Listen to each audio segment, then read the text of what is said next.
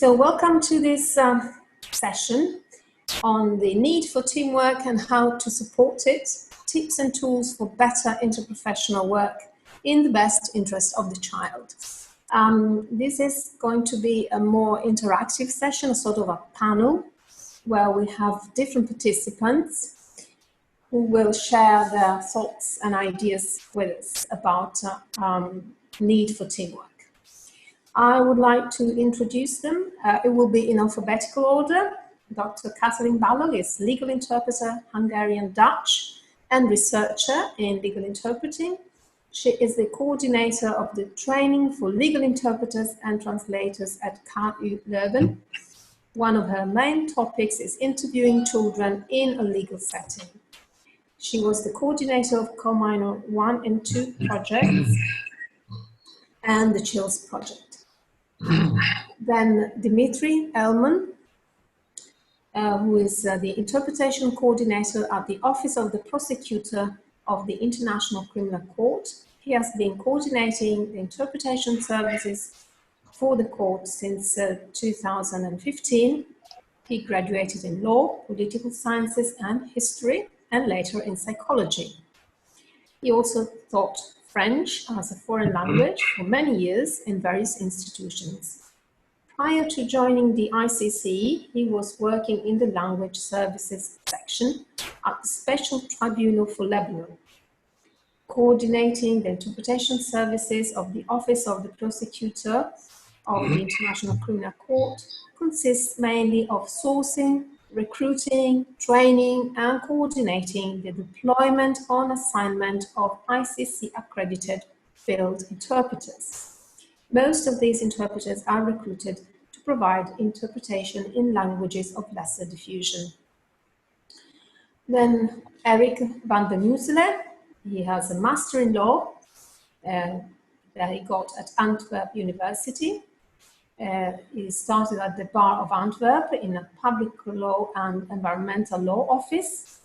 Then he got additional human rights cases before the ECHR and has been for 45 years a pro deo pleading for minors.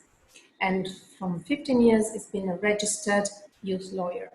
He's an elected member of the board of the Antwerp Bar, co-founder and president of the Youth Lawyers section of the Bar, teacher in the specialization courses of OVB in youth law, president of the legal aid section of the Bar, and president of the Union of Youth Lawyers Association in Flanders. Legal expert in the EU projects My Lawyer, My Rights, Co-Minor and CHILLS. And last but not least, Yuri Vera, PhD, Deputy Director at the National Institute of Criminology and Senior Lecturer at the Faculty of Law of Eötvös Loránd University, ELTE, in Budapest. He teaches criminal psychology and criminology. As a registered clinical psychologist, he's been working in clinical practice of counseling and psychotherapy for nearly 30 years. So the way we're going to organize this session is the following. I'm going to read out a scenario to our panelists, and they are going then to answer to one, or if we have time, 2 questions. And I will therefore ask them, I will give them an order to take the floor that I hope they will follow. And while they're not speaking, I will ask them to keep their mics off so that we do not disturb the interpreters.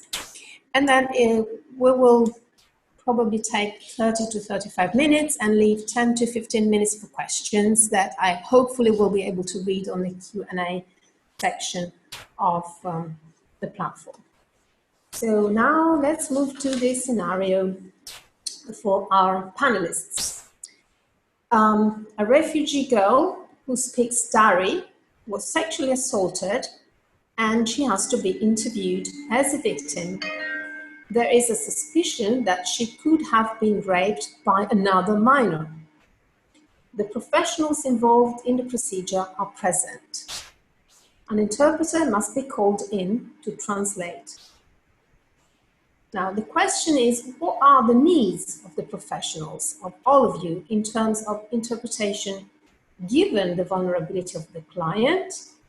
And I would like the panelists to answer in this order, please. Eric, who represents the child lawyers, Yuri, who represents psychologists, Dimitri, who represents a service provider, a language service provider, and Kati, who represents an interpreter. So the floor to you, Eric. Eric has disappeared. I can't see him. We can see him, but he's muted, so he should be unmuted. Do you hear me now? Yes, okay. Good morning, everyone. I made some notes about this answer you asked me, but at the end I thought the only need we have at this moment is to have time to do all what we need to do for these minors in legal settings. I explain why. I noted down we first need, from the first moment we meet a minor in a legal setting, we need interpretation. This means that we are looking for a quality interpretation, that we need to look for an interpreter in the first language of this minor, and it has to be quality work that has to be done. It is impossible to, with a finger snip, to get the right interpreter there. We only get half an hour to come to the police station and to be there. I think it's often very problematic to have an interpreter with the right skills at the same place at that moment. And what happens? Even when there are, at this moment, very good international and national texts, we see that from the moment that a minor speaks a bit English, French, or a bit school local language, the judge or the police will start in without an interpreter and in that English, French, or local language, local school language from this minor. We heard already that is the worst thing we can do. And what is not yet into force in many countries is a mechanism that Europe had foreseen in the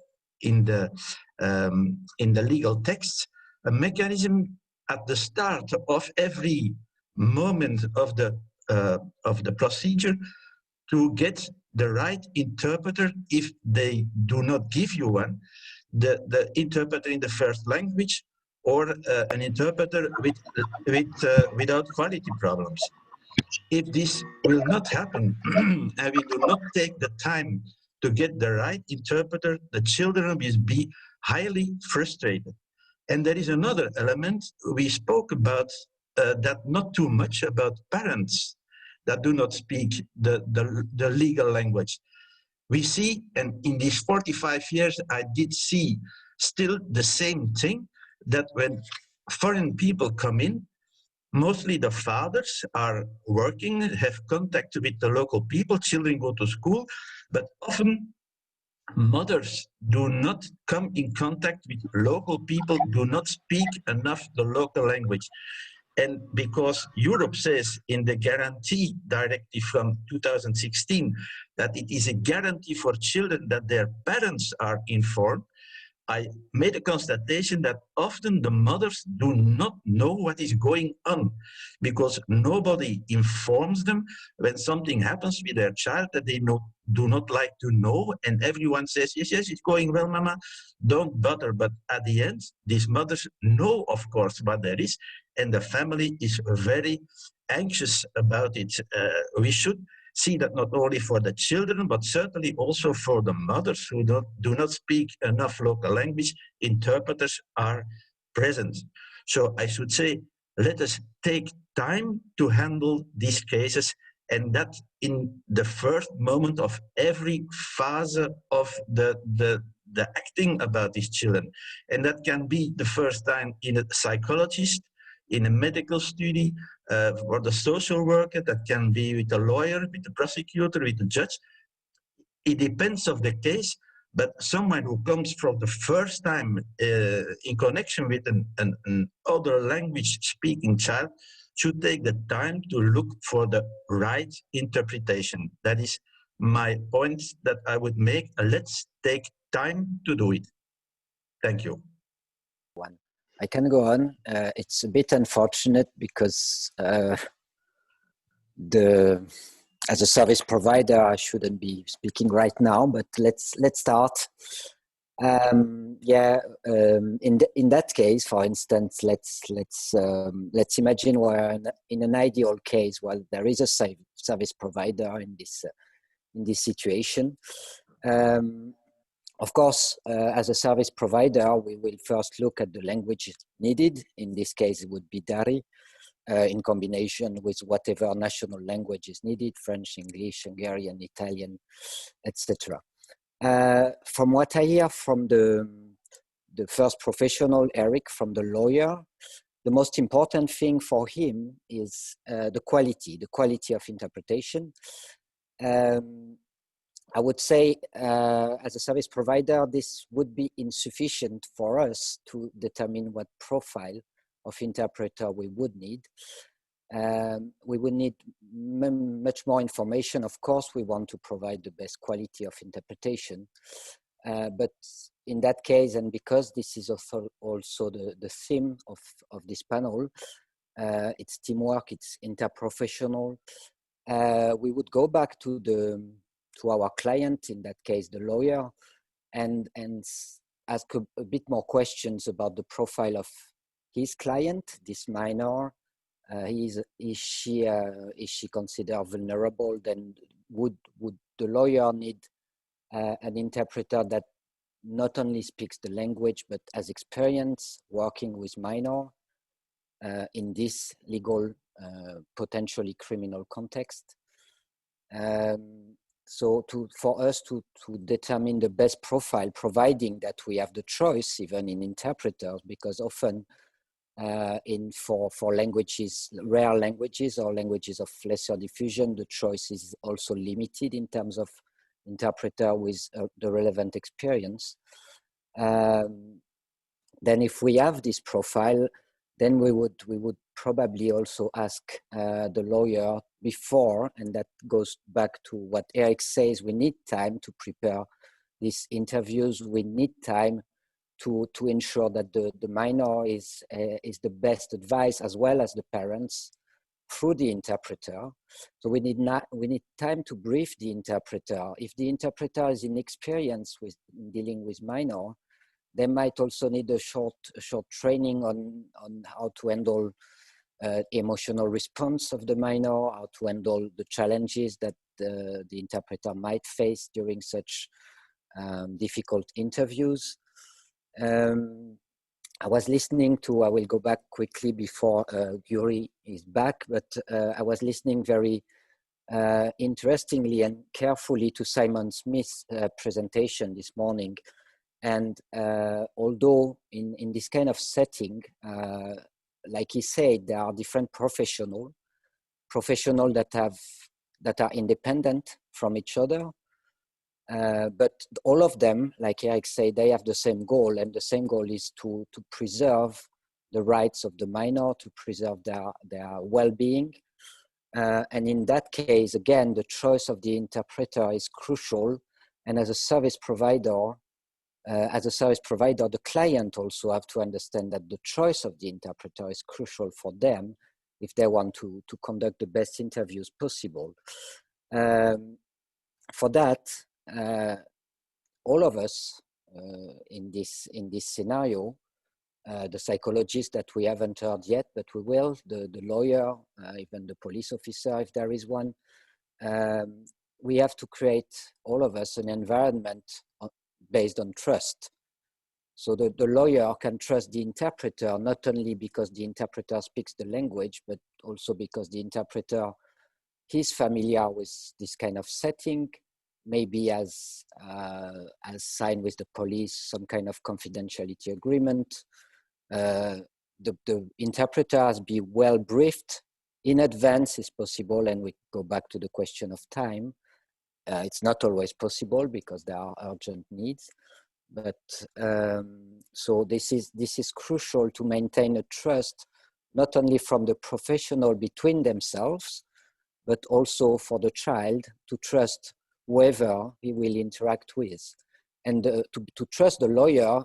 If the lawyer doesn't speak his language, then he will have to trust the interpreter, or the interpreter will transmit the message clearly, accurately, and that all comes back to the quality of the interpretation completely.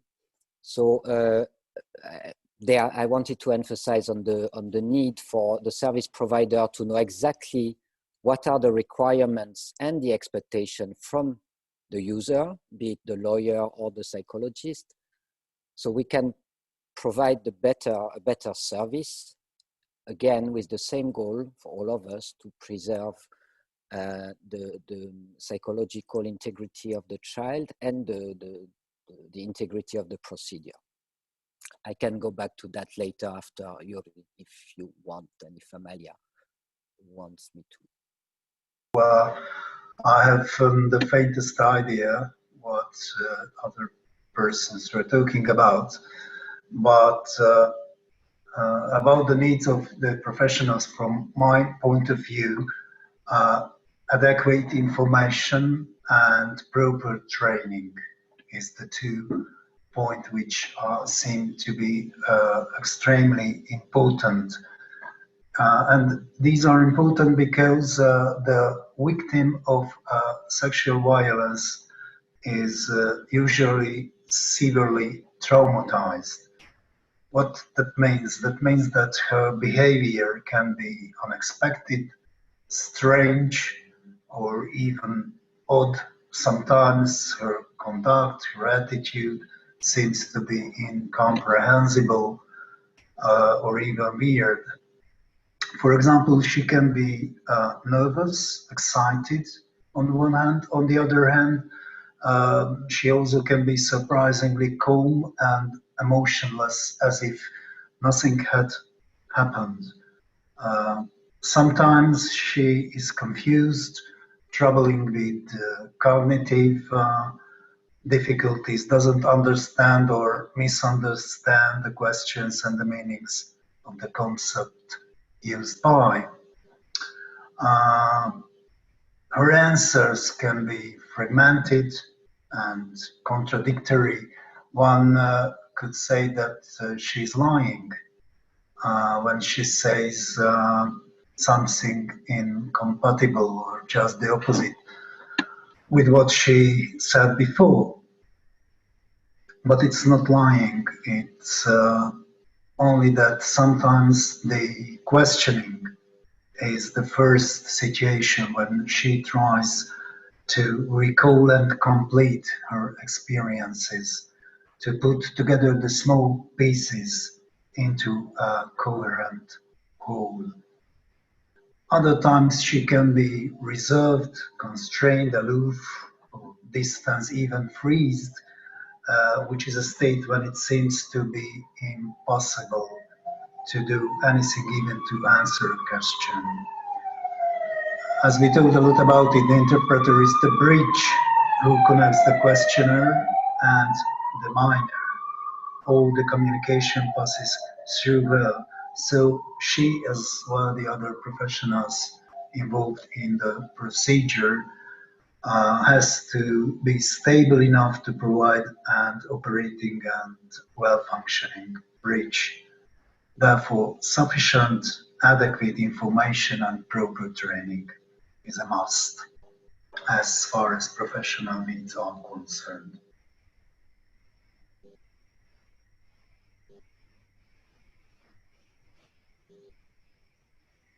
Great, thank you.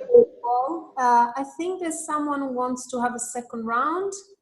Amalia, I didn't say anything yet. It's mine. Oh, I'm sorry, because I was out of the session for a while. Okay. So I thought so. Go ahead, but I just got a message from someone who wants to take the floor again, but I don't know. Yeah, but I would like to... First you go, yes, of course. Yes, thank you very much. So when I arrive to a police station, I will be I would love to be briefed about the case, about that child, the emotional situation of the minor, about his or her age. And I would appreciate very much if the police officer or the lawyer or the forensic psychologist would be aware how I can work simultaneously or consecutively. What are the differences in these two ways? What are the advantages and the disadvantages of these two ways of working of my? Everybody mentioned keywords like trust, time, professional behavior, and all these things are very important indeed. So take the time for the interpreter when he or she arrives and brief him or her about the case, speak about the possibilities of working. And then it would be very nice if the other professionals would know about the boundaries of the legal interpreter. What can I do? What is allowed to do and what not? So I'm not the leading person during the interview. I don't want to explain words. I don't want to put the minor at ease and so on. All these ethical, behavioral elements are very important, which we have to respect. And then, yeah. Yes, I think this is very important that the other professionals would trust me as a trained professional interpreter, legal interpreter, and that I'm there to be a bridge, as Dimitri said, and not as a disturbing element. That I will care for the communication as a sort of invisible element, because it's not about me when I'm working, but that they would trust me and cooperate and work with me. Thank you. Okay, great then. I think we might as well move to the questions if there are, but I cannot see them because unfortunately I had to leave the I was out of the platform. I got in through Zoom and I can't see the Q&A section. So if someone can help me with and tell me if there are questions, otherwise I can have a second round with the panelists. I'm very sorry, but I can, I'm Heidi, I'm coming in just to read a question from Tesfayesu Sirach, who asks, I'm sorry if I don't pronounce your name correctly, is briefing necessary only for a child or also to an adult? I think it's necessary to do it also to adults because it helps to build the trust among the participants. How do you think? I see everybody nodding. Okay, I mute. does anyone want to add something, or is that clear enough? Yeah. Maybe one thing. When I'm called by a police officer or a lawyer or whomever to go to interpret and to work by a phone, I don't need the details. It was actually today I get 2 phone calls from the police office. Could you please come to work for us? Of course. And the police officer said it is a suspect, and it's enough for me. I don't need the details in that stage.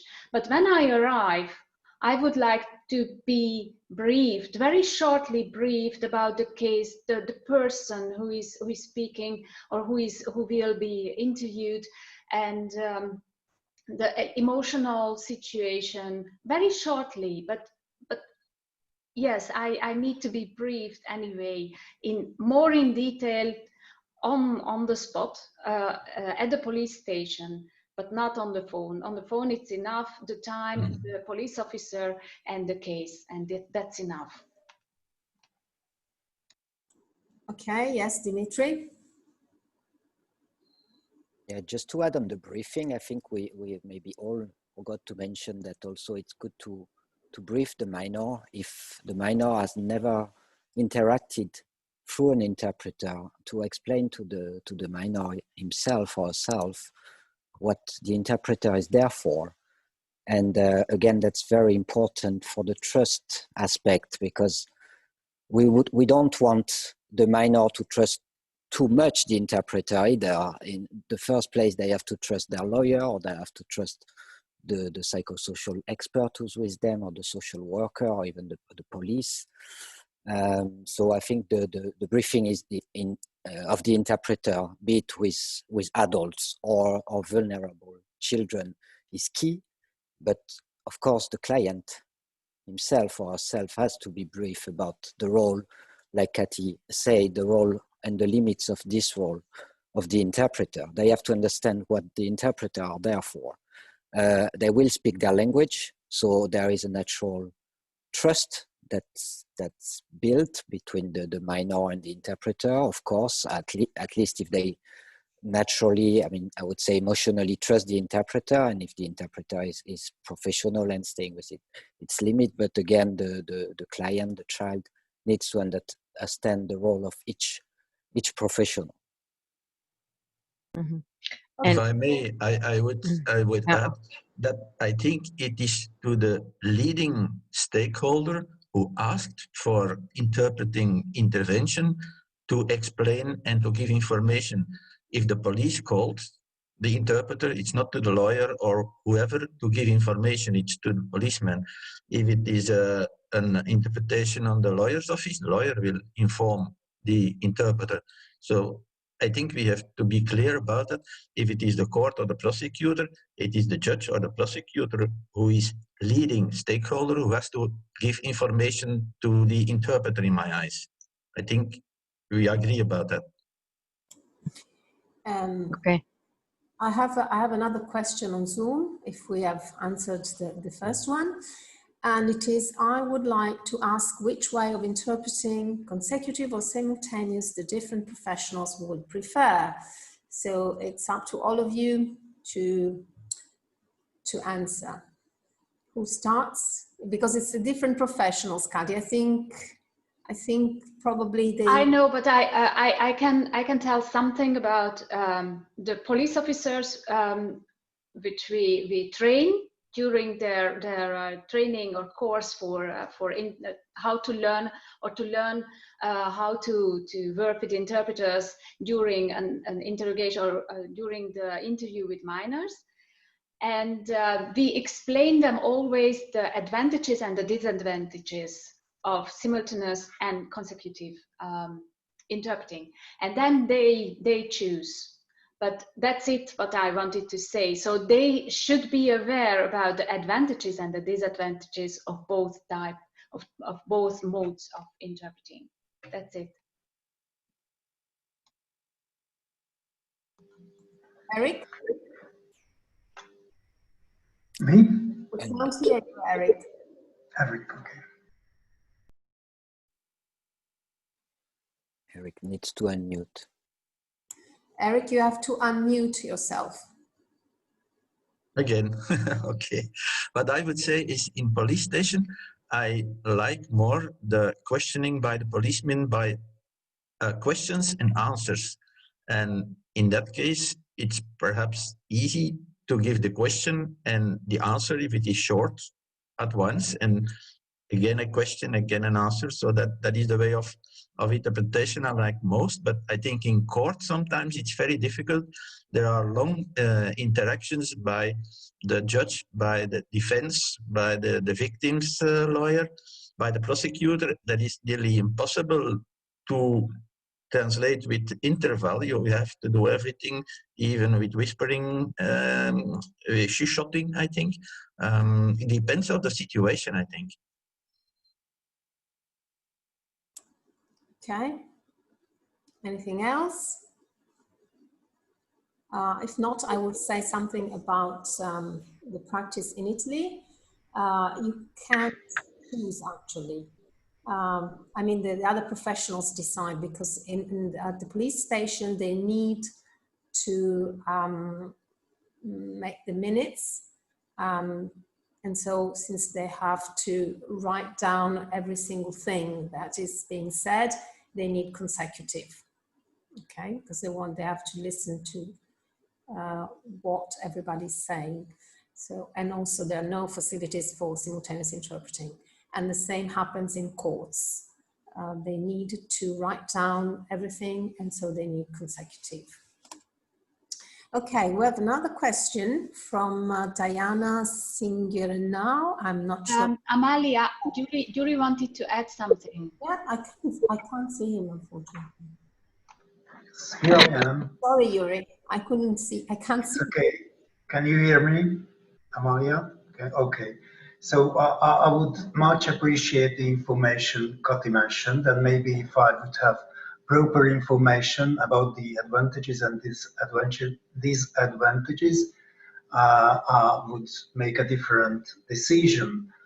But without this, I would say that for me, it's all the same, and I would leave the decision to the interpreter and the child. What is their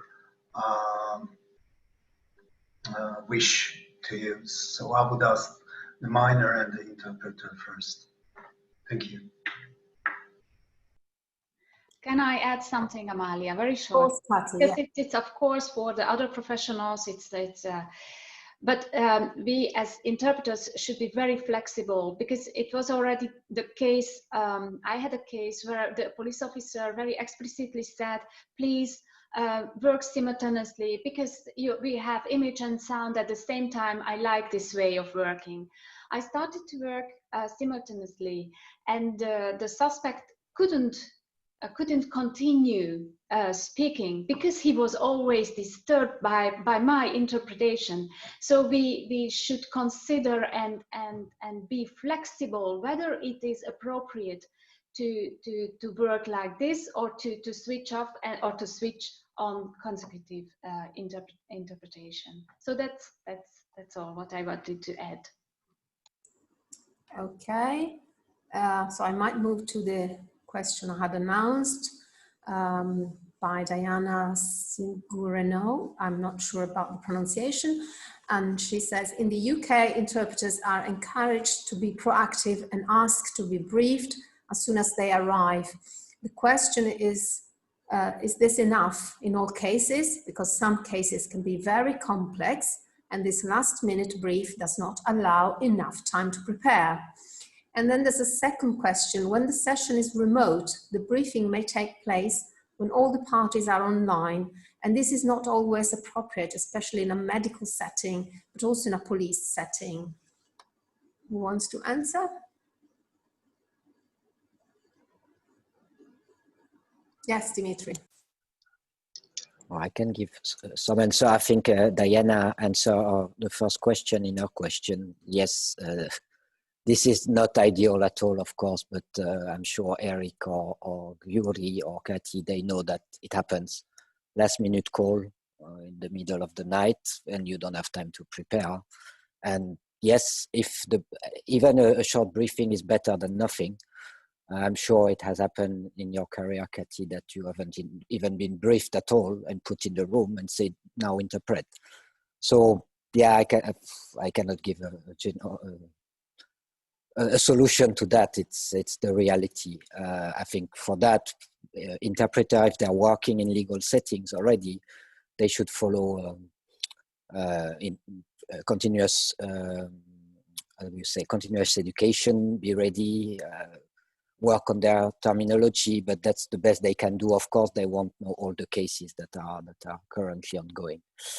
For the second question, I think it's a very interesting one, which I didn't think about. I think, yeah, it's probably definitely inappropriate for the client, for the person who needs the interpretation. If possible, I would say if the session is remote, unless it's an emergency, I'm sure that the session has been planned in advance, even a few minutes, a few hours in advance. So again, the briefing should be done outside of this forum and not in the presence of the patient or of the victim or of the suspect. That's all I can say. Yes, Eric. It's perhaps a bit of comfort for the interpreters, but if we are asked to come to the police station for a minor who was arrested, we do know nothing about him, except when we know him from before, but then we don't know anything about new facts. And we also have no briefing. You must understand, we have a note with only a few words or one sentence. It's about rape or theft or whatever. That's all we know. So at that moment, we cannot give much information unless we know the minor from before. Perhaps you know in Belgium, lawyers are appointed even when there are problems with parents and their children when they are 1 or 2 years old, and we follow them till they are 18. In that kind of cases, we can inform or give some information to the interpreter, for example. But in many cases, we do know at least and nothing as the interpreter who arrives, of course.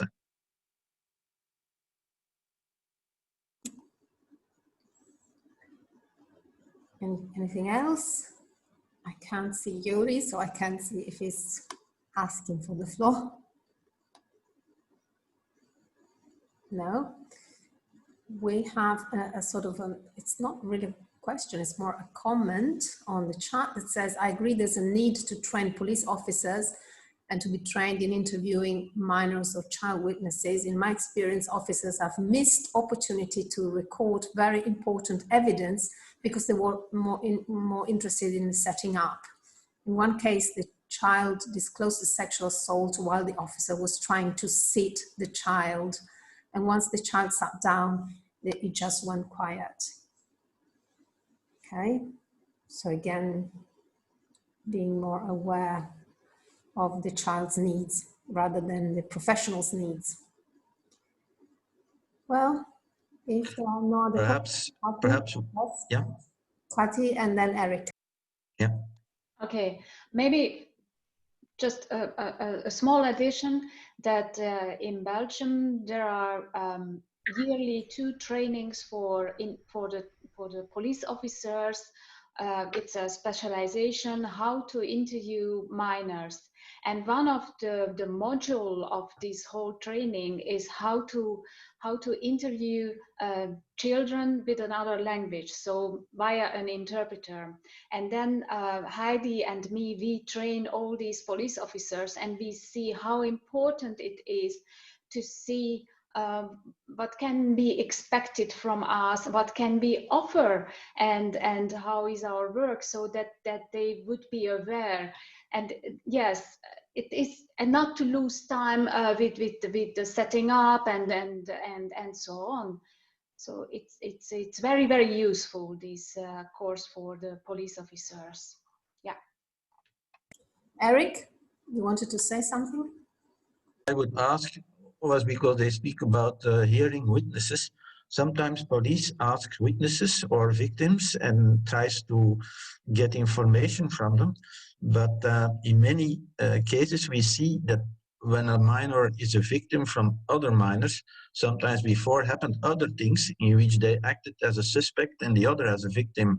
So it is sometimes very very special to be and to hear what happened, and you should keep cool, I should say, because you do not know on beforehand what you will hear during the interview. So a briefing can be about the witness hearing that the policeman expects, or the victim hearing, but it can turn out completely different, and that even a witness or a victim are suspects too. So it's not always an advantage to have a briefing, because in that case you should show and you should show some